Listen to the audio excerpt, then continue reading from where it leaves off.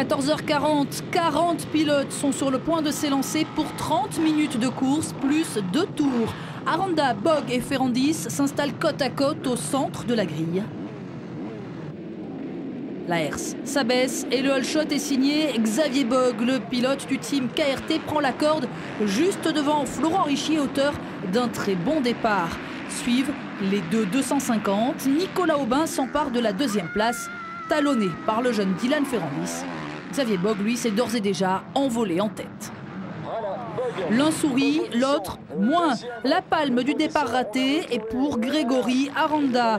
Le pilote Bud Racing se fait enfermer. Il est 7e seulement au premier tour et va dès lors entamer une remontée folle pour tenter de rattraper son rival.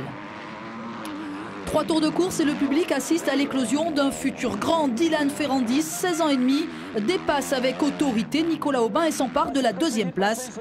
Le pilote KTM aligne les tours avec des temps proches des chronoqualifs. Derrière lui se joue un contre-la-montre. Grégory Aranda est désormais l'homme le plus rapide en course. Il est 3e après le 3e tour et fond sur Dylan Ferrandis. Le pilote Kawa le dépasse logiquement un tour plus tard. Xavier Bogue, premier, Grégory Aranda, deuxième.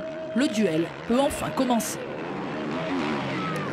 Derrière, un autre pilote fait quelque peu sensation. C'est le local de l'épreuve, David Adam, le numéro 77. Le Breton est à la bagarre avec Nicolas Aubin, désormais 4e. Un chassé-croisé incessant entre les deux hommes. Le pilote équipe de France Espoir finit par céder face à son aîné et terminera 5e. Une bonne surprise donc, mais 2 déceptions. Florent Richier, pourtant bien parti, rétrograde tour après tour et termine finalement 7e. Mais surtout, Robin Capel est aux abonnés absents. Dernier de la course dès le premier tour.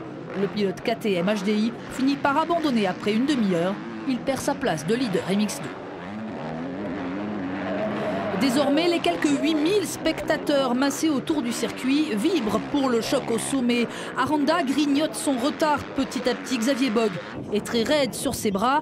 Rattrapé par son manque de préparation, l'écart fond. Mais épuisé par sa course-poursuite, Aranda n'arrive pas à faire la jonction. Les deux hommes tournent désormais dans le même temps. Bogue contrôle dans le dernier tour, presque trop. Moins d'1 seconde sépare finalement les deux hommes à l'arrivée. Aranda a payé un départ catastrophique. Xavier Bogue, lui, est bien l'homme de Romagné. 4e victoire de rang en terre bretonne pour le pilote Kawa. 3e, Dylan Ferrandis. Chapeau.